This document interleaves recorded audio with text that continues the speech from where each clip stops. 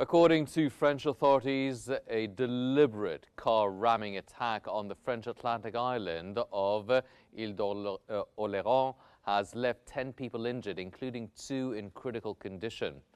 Prosecutor Arnaud Larize said the 35-year-old local resident intentionally drove into pedestrians and cyclists near La Rochelle before being swiftly arrested. Interior Minister Gérald Darmanin confirmed that security forces were handling the situation on site as investigators worked to determine the motive behind the attack that has sparked alarm across the region.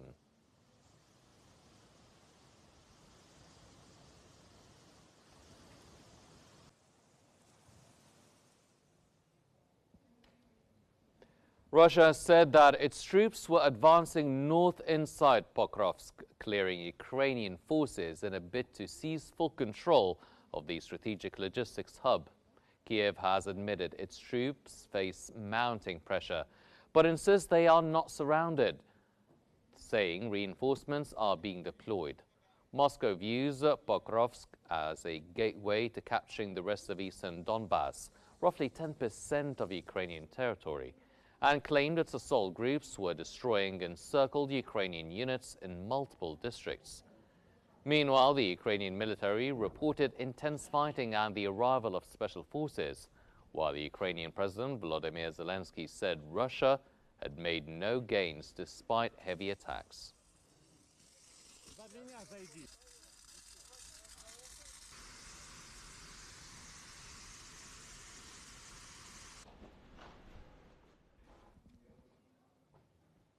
The Lebanese Health Ministry has reported that an Israeli strike on a vehicle in southern Lebanon killed 1 person and wounded another, as Israel vowed to intensify operations against Hezbollah.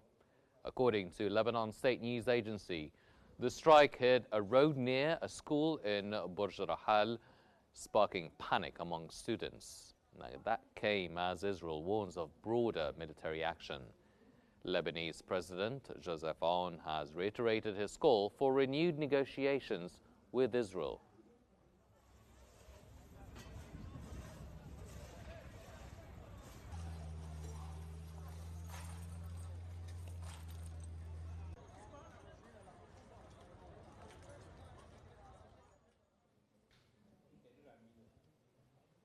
Iraqi Prime Minister Mohammad Shia Sudani has called for strong national political forces to protect Iraq's interests amid ongoing regional tensions, stressing the success of his government's balanced policy in maintaining security and stability. Speaking to tribal leaders and community figures, Sudani highlighted major reforms, including ending fuel imports, attracting over $100 billion in foreign investment, and advancing infrastructure projects across Baghdad. He also emphasized continued efforts to diversify the economy, curb gas flaring, and ensure that elections remain a constitutional right shaping Iraq's future.